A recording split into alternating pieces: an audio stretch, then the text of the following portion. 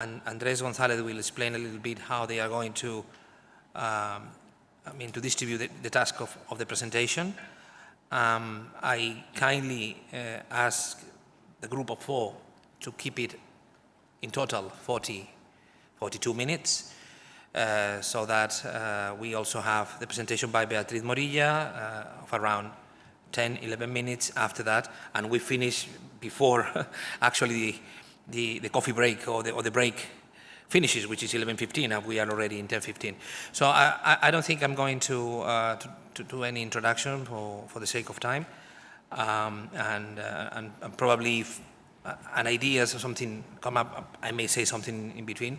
But now I give the floor to Andrés González for the introduction, and also probably to explain how the presentation is going to be. Bueno, hola, buenos días. En primer lugar, me gustaría dar las gracias a Edufinet por invitar nuestro proyecto, posibilitar que nuestro proyecto estuviera aquí representado. Para nosotros es un auténtico placer compartir este foro de discusión, de análisis y de reflexión con todos ustedes.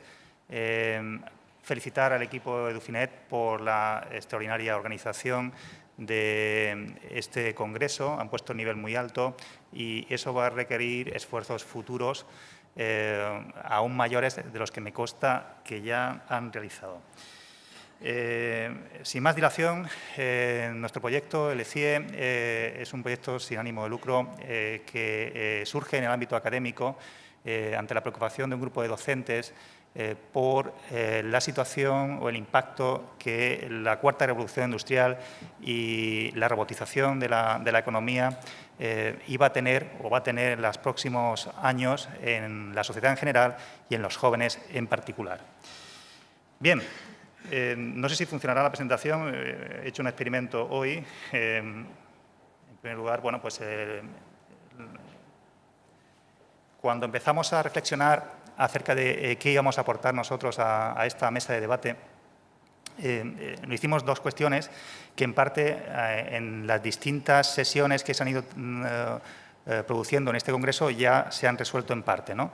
La primera cuestión que nos hicimos fuera, después de 10 años de crisis, de la crisis y infinidad de programas, si realmente eso habría servido para mejorar el nivel de educación financiera. La sesión número 3 de ayer hubo aportaciones muy interesantes en el campo de la investigación, del impacto de los programas de educación financiera. El profesor López del Paso y los profesores de la Universidad de Almería incluso llegaron a proponer un índice para medir ese impacto. Por tanto, lo voy a pasar, no voy a hacer demasiado hincapié en eso. Y lo que sí nos vamos a detener un poquito más es en qué se ha hecho en Europa, ¿no? Por tanto, esto lo voy a pasar porque ya se trabajó en las sesiones precedentes. Hay cientos de informes. Para delimitar nuestro marco teórico de este análisis que vamos a realizar, descriptivo de la situación de la educación financiera en Europa, lo que pretendíamos es analizar lo que se está haciendo en el mundo y, en particular, en Europa. En segundo lugar, pues identificar grupos de países que, obteniendo resultados similares, ver si realmente están llevando iniciativas o buenas prácticas que pueden justificar esos resultados y, finalmente, el reconocimiento de esas buenas prácticas. Lo que no pretendemos desde nuestro proyecto es ni juzgar los distintos programas de educación financiera, ni tampoco evaluar la metodología en la que se ha utilizado ni en la elaboración de los programas, ni en la elaboración de los informes de evaluación.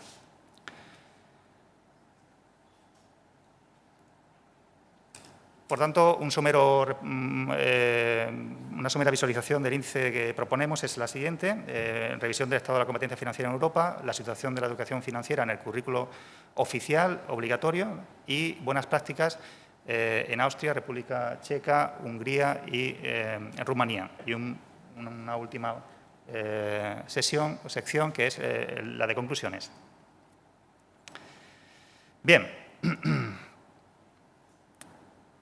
Realmente, ayer, por poner un poco en situación, los profesores de don Agustín Molina y el que tenía nombre de emperador austriaco, Carlos José, ¿no?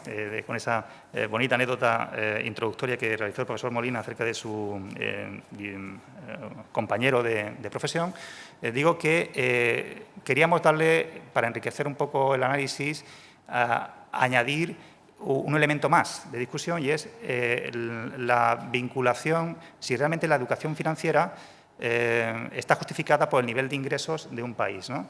Vemos en un informe de la OCDE que realmente para los países que obtienen renta de más de 12.000 euros existe una correlación positiva entre los ingresos en términos de PIB per cápita y la variación del nivel de alfabetización financiera de esa población. De hecho, los estudios llegan a lanzar una correlación de en torno al 34% de las variaciones del PIB per cápita explican los resultados de alfabetización financiera en los distintos países.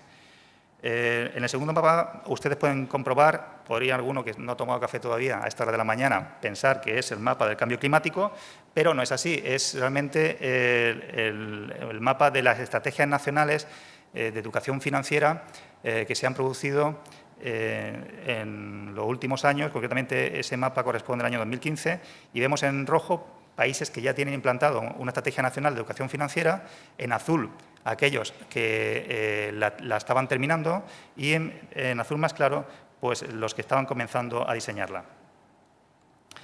La revisión de la educación financiera en Europa, pues vamos a utilizar dos informes. Uno, el informe que elabora Ana María Lusardi, que como todos ustedes saben es un referente a nivel internacional sobre el análisis del estado de educación financiera. Y otro es el informe PISA, porque el ECIE, nuestra preocupación y ocupación son los jóvenes.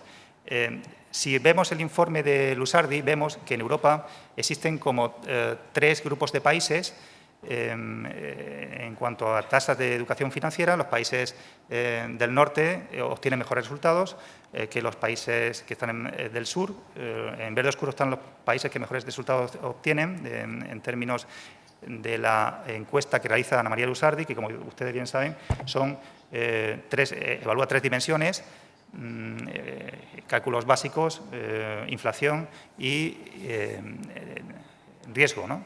Entonces, como bien digo, existe un bloque de países encabezado por Alemania, Austria y Suecia que son los que mejores resultados tienen en este informe. Sorprende la situación de los países de la Europa del arco mediterráneo, donde los resultados son realmente preocupantes. Especialmente sorprende el caso de Italia, ¿no? Italia y Francia. Aquí quería hablar también un poco del informe PISA, que aquí el informe PISA, centrándonos un poco en los jóvenes, hemos observado que si aceptamos que la finalidad del sistema educativo obligatorio es formar ciudadanos para su correcto desempeño en la vida social y económica de un país, está claro que deberían tener un nivel en el baremo de PISA de entre 4 y 5, porque PISA evalúa a los alumnos o clasifica a los alumnos en 5 niveles. El nivel 4 y el nivel 5 es cuando el alumnado es capaz de utilizar el conocimiento en beneficio propio. Por tanto, es cuando el alumno es capaz de ser competente financieramente. Por tanto, se debe de esperar o debemos esperar que para un sistema educativo como el nuestro, cuando un alumnado termina la secundaria obligatoria, pues tenga un nivel de competencia financiera en términos de PISA mayor a 4. Sin embargo, utilizando ese criterio, hemos visto que coinciden los grupos de países que hemos descrito anteriormente, coinciden con los que se esbozan a partir de este informe. La Europa del Norte sigue liderando los resultados, donde terminan la educación obligatoria en torno al 50% de sus jóvenes siendo competentes financieramente.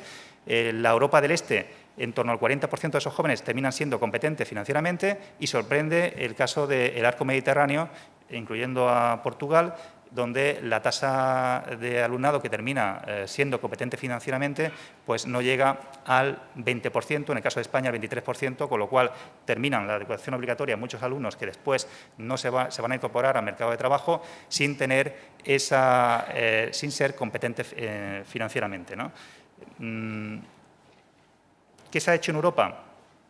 Vemos ciertas similitudes, no voy a entrar, hemos hecho un repaso somero de los currículum que integran nuestro proyecto y hemos visto buenas prácticas en Alemania y en Suecia. En Alemania, por ejemplo, utilizan, no voy a entrar en si el debate clásico de disciplinariedad frente a transversalidad, ya José Antonio en la sesión anterior nos ha hecho una, pienso, interesante reflexión al respecto. Simplemente señalar que en Alemania, por ejemplo, existen en la educación obligatoria materias de obligatorio cursado por parte del alumnado en las que se trabaja la educación financiera, y en Suecia, por ejemplo, aún no existen materias, pero sí que se garantiza una carga mínima de economía en sus currículos y se trabajan, hay determinadas unidades didácticas que trabajan la educación financiera. Fuera del currículo hay multiplicidad de iniciativas y lo que nos llama la atención, especialmente de Suecia, es que la estrategia nacional está perfectamente coordinada por el Banco Central de Suecia, buscando complementariedades y sinergias y evitando duplicidades, cosa que deberíamos empezar a hacer en España, por ejemplo, ¿no? Como bien he dicho antes, sorprende los resultados que se obtienen en Francia, Italia y Portugal, donde tienen en común varias cosas. Primero, que no existe en el currículo oficial de la enseñanza obligatoria ningún contenido económico-financiero, y segundo, que fuera de lo que es la enseñanza reglada obligatoria tampoco hay iniciativas de calado y sus estrategias nacionales son relativamente recientes. Bien, pues si el moderador lo cree oportuno, le damos paso a mis compañeras para que expliquen buenas prácticas en sus respectivos países. Okay.